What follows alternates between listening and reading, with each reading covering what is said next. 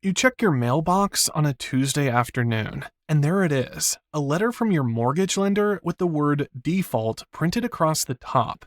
Your stomach drops, your hands go cold, and right now, in 2026, over 40,000 American families got that exact same letter in January alone.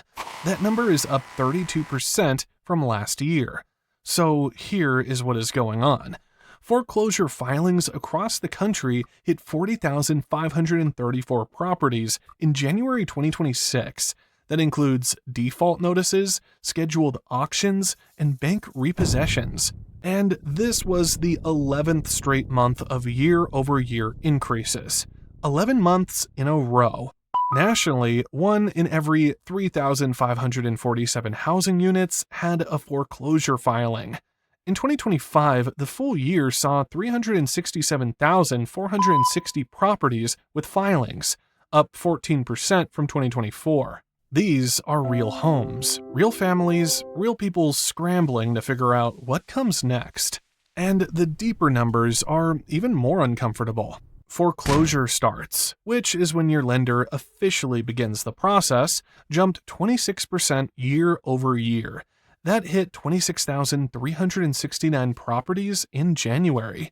Completed foreclosures, where the bank actually takes the home back, spiked 59%. That is 4,714 families who lost their house for good. Think about that for a second. Now, let me show you where the pain is hitting hardest, because it is absolutely not spread evenly across the country. Delaware has the highest foreclosure rate in the country right now, 1 in every 1,612 housing units. Nevada is right behind it at 1 in 1,983. Florida comes in at 1 in 2,067. And when you zoom into specific cities, the numbers get wild.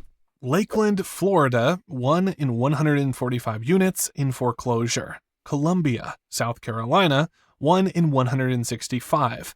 Cleveland, Ohio, 1 in 187.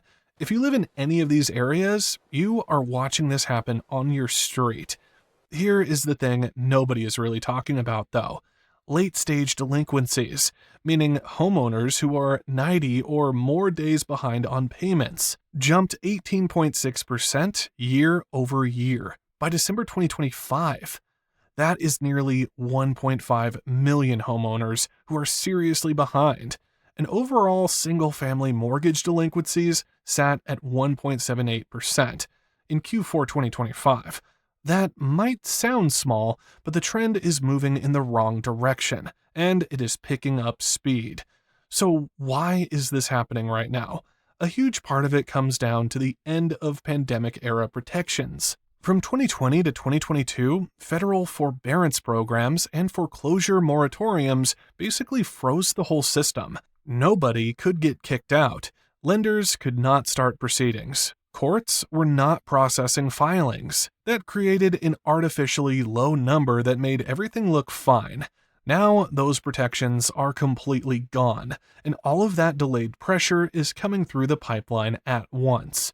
Combined with inflation and high interest rates that were not part of the equation before. The dam broke, and here we are. And here is where it really starts to sting. The cost of owning a home has quietly exploded. Home insurance premiums have surged because of climate risks. Think hurricanes in Florida, wildfires in California, and those increases are adding hundreds of dollars to monthly bills. Property taxes climbed because home values went up during the pandemic. Utilities and repair costs followed.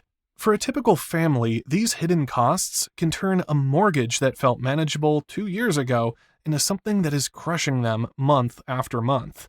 Interest rates made all of this worse. Rates did dip below 6% in early 2026, which is good, but millions of homeowners who bought in 2022, 2023, or 2024 locked in at 7% or higher. Their monthly payments are brutal, and plenty of people who refinanced during the pandemic at rock bottom 3% rates are now watching adjustable rate mortgages reset to numbers they never planned for. On top of that, FHA loans, which are popular with first-time and lower-income buyers, are showing delinquency rates at 11%. That one group accounts for 52% of all serious delinquencies. The people who could least afford to fall behind are the ones falling behind fastest. Let me put some real-life math to this. By the end of 2025, 1.1 million homeowners were underwater on their mortgages, meaning they owed more than the home was worth.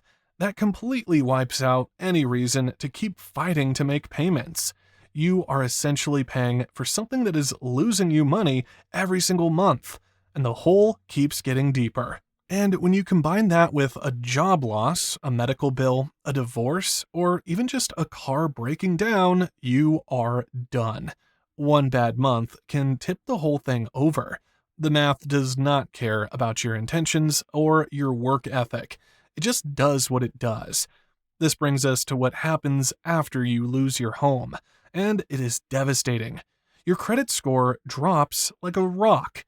You are locked out of future loans, rentals, and even some jobs for up to 7 years. Good luck trying to rebuild when every financial door is slammed shut. Home ownership rates drop 45% after foreclosure and stay low for over a decade. Families who go through this tend to move into neighborhoods with 10% lower incomes, worse schools, and fewer opportunities for their kids. Divorce rates triple. Mental health suffers. Community ties get ripped apart overnight.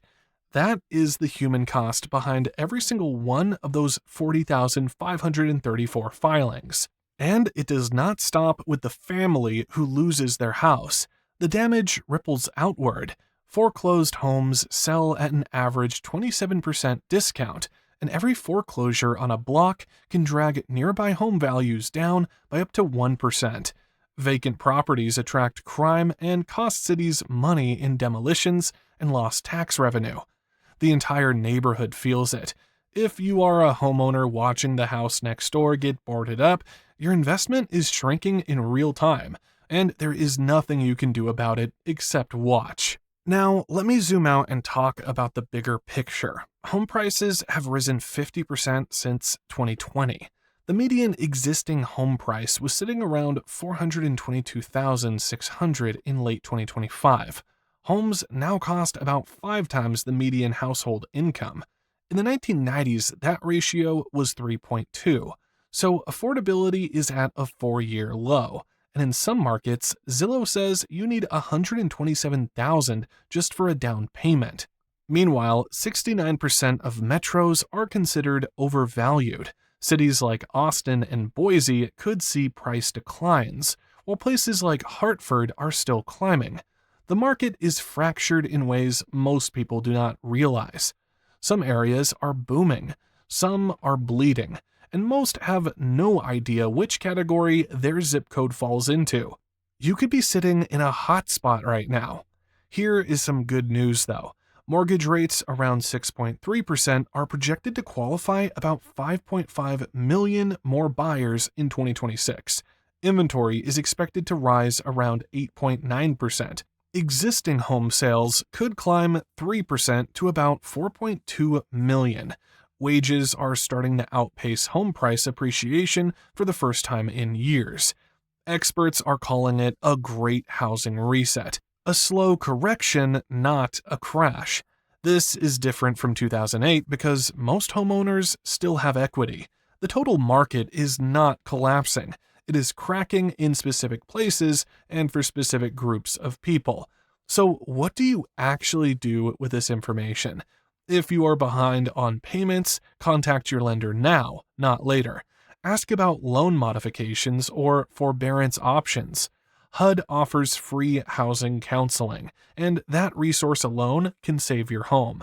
If you are a buyer, look at declining markets carefully. There are deals forming, but do your homework on local insurance costs and tax rates before jumping in. And if you are sitting in a home right now, feeling comfortable, do not get lazy. Check your escrow account for surprise tax or insurance hikes.